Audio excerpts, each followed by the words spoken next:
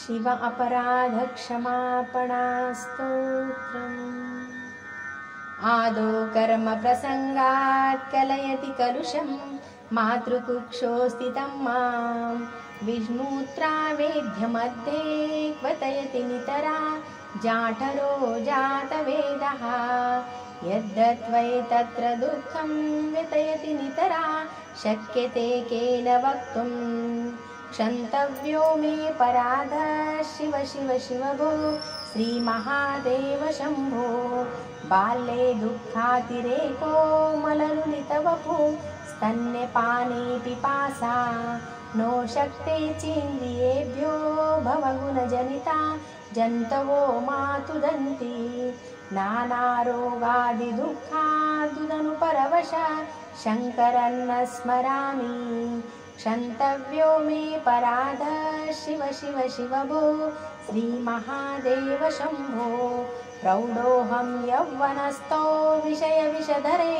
पञ्चभिर्मर्मसन्धो दष्टो नष्टो विवेकसुतधनयुवती स्वादुसौख्ये निषण्णः शैवी चिन्ताविहीनं मम हृदयमहो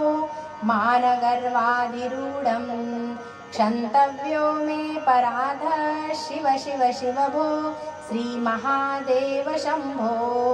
वार्धक्ये चेन्द्रियाणां विगतगतिमते श्चादिदैवादितापै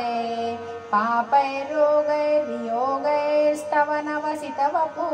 प्रौढहीनं च दीनं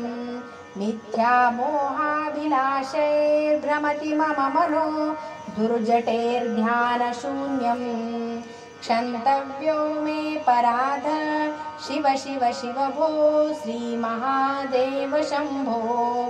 नो शक्ते स्मार्तकर्मा प्रतिपदगहना प्रत्यवायाकुलाख्यं श्रोते वार्ता कथं मे द्विजकुलविहिते ब्रह्ममार्गे सुसारे ज्ञातो धर्मो विचारे श्रवणमननयो किं निधिध्यासितव्यम् क्षन्तव्यो मे पराधः शिव शिव शिव भो श्रीमहादेव शम्भो स्नात्वा प्रत्यूषकाले स्तपनविधिविधौ नारुतं गाङ्गतोऽयं पूजार्थं वा कदाचित् बहुतरगहना खण्डबिल्वीदलानि नानीता पद्ममाला सरसि विकसिता गन्धपुष्पे त्वदर्थं क्षन्तव्यो मे पराधः शिव शिव शिव भो श्रीमहादेव शम्भो दुग्धैर्मध्वाजयुक्तैर्दधिसितसहितै स्नापितं नैव लिङ्गं नो लिप्तं चन्दनाद्यै कनकविरचितै पूजितन्न प्रसूनै धूपैर्कर्पूरदीपैर्विविधरसयुतैर्नैव भक्षोपहारै क्षन्तव्यो मे पराधः शिव शिव शिव भो श्रीमहादेव शम्भो ध्यात्वा चित्ते शिवाख्यं प्रचरतरधनं नैव दत्ते द्विजभ्यो हव्यर्थे लक्षसौख्यैर्मुतुवः वदने नार्पितं बीजमन्त्रे नो तप्तं गाङ्गतीरे व्रतजपनिमे रुद्रजाप्यैर्निवेदे क्षन्तव्यो मे पराधः शिव शिव शिव भो श्रीमहादेव शम्भो स्नित्वा स्थाने सरोजे प्रणमय मरुत्कुण्डले सूक्ष्ममार्गे शान्ते स्वान्ते प्रलीने प्रकटितविभवे ज्योतिरूपे पराख्ये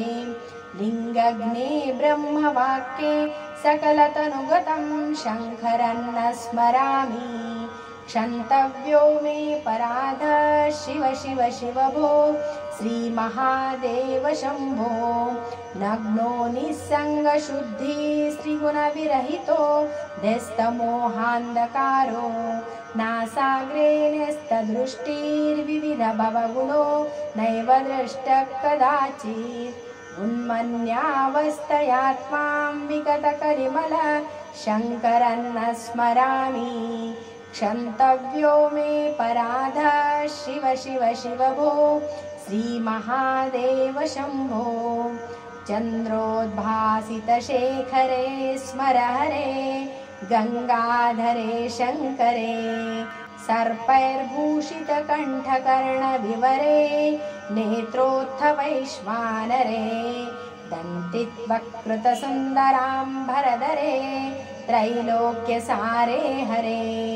मोक्षार्थं कुरु चित्तवृत्तिमखिला मन्नैस्तु किं कर्मभिः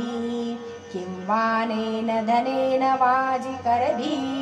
प्राप्तेन राज्येन किं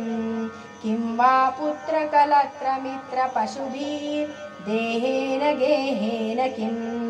ज्ञात्वा तत्क्षणभङ्गूरसपदिरे त्याज्यं मनो दूरतः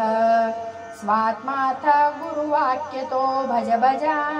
श्रीपार्वती वल्लभम् आयुर्नश्यति पश्यतां प्रतिदिनं याति क्षयं यौवनं प्रत्यायान्ति मृता पुनर्न दिवसा कालो जगद्भक्षकः लक्ष्मीस्तोयतरङ्गभङ्गचपला विद्युच्चलज्जीवितं तस्मान्मां शरणाङ्गतं शरणद त्वं रक्ष रक्षाधुना करचरणकृतं वा कायजं कर्मजं वा श्रवणनयनजं वा मानसं वापराधं विहितमविहितं वा सर्वमेतत् क्षमस्व जय जय करुणाब्धे श्रीमहादेव शम्भो इति श्रीमच्छङ्कराचार्यविरचित शिव अपराध क्षमापणा स्तोत्रं सम्पूर्णम्।